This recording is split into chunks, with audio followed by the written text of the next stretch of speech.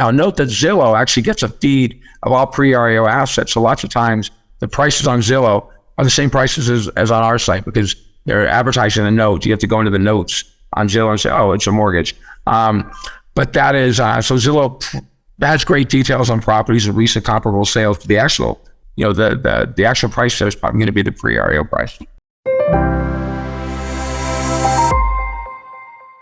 So again, let's walk through a couple scenarios here.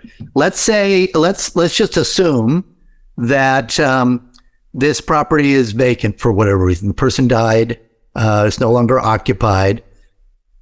Property value is estimated at 110. Now, could you check that some ways if you're an investor? Oh yeah, I'd go to Zillow. I'd go to Redfin, places like that. Just kind of paste that address into Google. You'll see what you come up with. You also call an agent. Now, note that Zillow actually gets a feed of all pre-REO assets. So lots of times the prices on Zillow are the same prices as on our site because they're advertising a note. You have to go into the notes on Zillow and say, oh, it's a mortgage. But that is, so Zillow has great details on properties and recent comparable sales. But the actual, the actual price there is probably going to be the pre-REO price. Right. So, so let's say that we go through and we find out that, yeah, it's worth 110. Broker price opinions and different sites and surrounding properties make it about 110.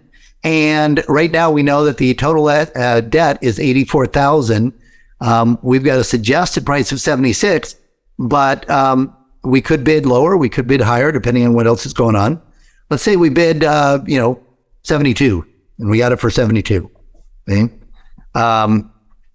If you get it for 72 now, if this property sells at whatever, the 110 or 100,000, right? You get paid off as the first mortgage holder, the 84 plus whatever interest has accrued since then. What if what if it's not in foreclosure yet and you need to take it through foreclosure? What's the process for doing that?